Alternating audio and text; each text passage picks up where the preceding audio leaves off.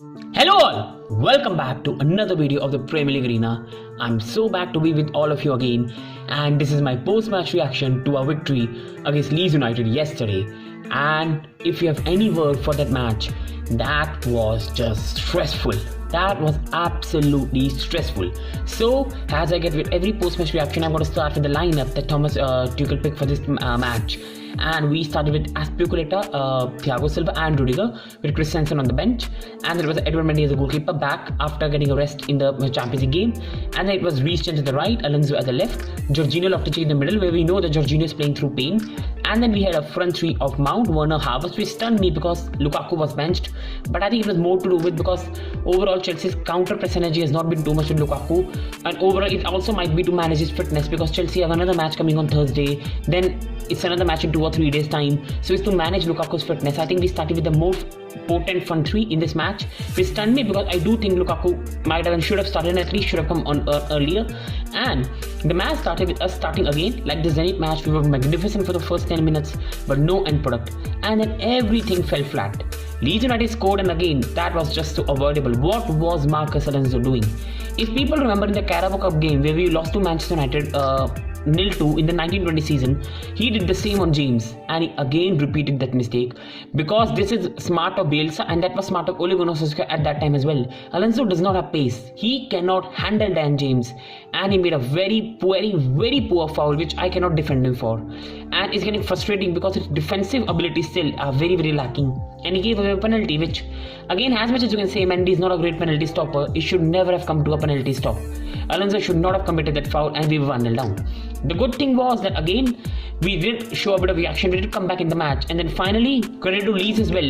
First of all, Marcus Alonso deserves a lot of credit. He put a magnificent cross in which he deserves credit for. As much as you criticize him, he does pull out these goals and assists.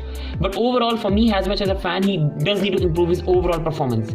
But that was a good cross, Mount finished it well, and overall Mount again showing why he's such a clutch player for us right now. But also I think Leeds United, they gave the ball away. Meslier was absolutely out of position and it helped us to get back in the game. Then we go to versus half time. Havertz missed a chance in the end. We could have been 2-1 up. Then we go to the second half, and again for some reason we started well, but again we fell flat, and at some stage it looked like it might end 1-1. But then we finally get a bit of reprieve thanks to Rafinha for making that idiotic foul which there was no need to, and we got a penalty which Jorginho dispatched it very well, and we were leading 2-1. Now Thomas Tuchel has been making very clear in his post-match conferences that Chelsea are struggling to keep leads.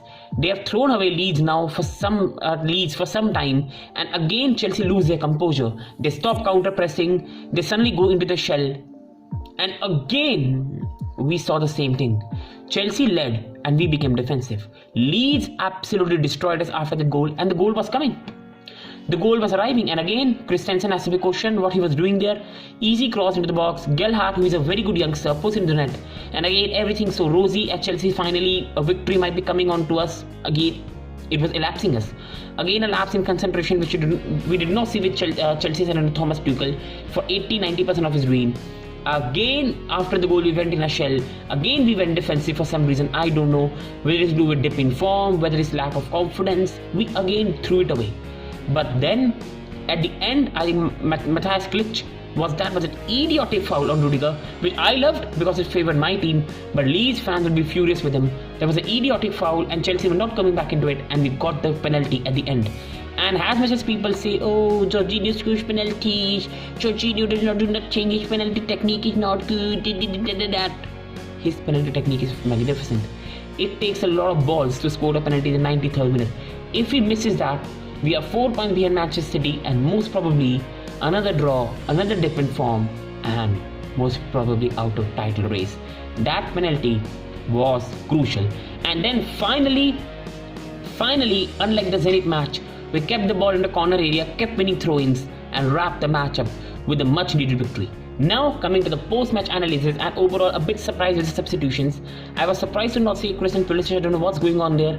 And overall I was a bit surprised Lukaku did not come earlier because we needed a 3-1. Again we went into a shell. Again for some reason we were so much different than we were when we are 0-0. We play much better when we are 0-0. Starting the match with intensity, and then the intensity flows away. Whether it's to do with injury crisis, but the squad in this match was mostly a fully fit squad. Whether it's to do with dip in confidence, that is a big reason. We're not the same Chelsea we used to be 2 weeks back. But the good thing is that even in a dip in form, as much as we've lost to West Ham and drew to United, we have plucked out 2 lucky victories against Watford and Leeds. If Watford and Leeds are a more mature side, we do not win that game. And overall, if this Chelsea side were of last year or before that last year, we most probably end that match in defeats or a draw. So character of the team has to be praised, but also it has to be questioned what is going on and what can be done to change. The good thing is our dip in form is continuing, but as much as we've dropped our Champions League first place, we've dropped points to West Ham United, we are plucking points as well. Last year there was a phase where Chelsea went 7 points out of 24 available. Before that season, Chelsea went on another streak where they took 7 points out of another 24-27. This year at least, even in a bad form, we have taken 7 points out of possible 12. So we are not going on an absolute awful run. But remember, Manchester City have won their last 5 games and Chelsea have taken 8 points from that. If we keep dropping more points, it won't be good. So we need to pluck out these victories and get away from this bad phase. Because after January, we will have mostly Kante back, Kovacic back. Chilwell might come back by March or mid-Feb. We will have most of our squad back, but till then we need to get victories. But overall, coming onto the match, it was a disappointing match. See, let's not kid away, it was an awful performance. We were lucky to pluck out a 3-2 victory. This reminded me more like Manchester United and Ole Gunnar Solskjaer, where they used to pluck out late winners when they were not good. This is not a good performance. But the good thing that Chelsea have is we have Thomas Tuchel. That guy is a tactical genius. He will know that victory was not good. He was not even getting above his seat in the dugout because he was furious with the display. I can tell you that. He's given players 2 days off now, and I can tell you when players will come back, he will have stern words with some of them because he knows form has to come back. Players have to play well.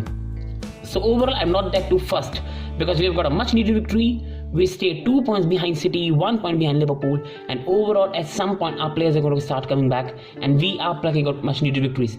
But this should also not mean that we lose our confidence, we lose our composure, and we start performing well. So these things we have to keep in mind. But overall we moved, we got a victory, it was stressful. I was literally on the way of crying when we were 2-2 and I was thinking no, it's gone.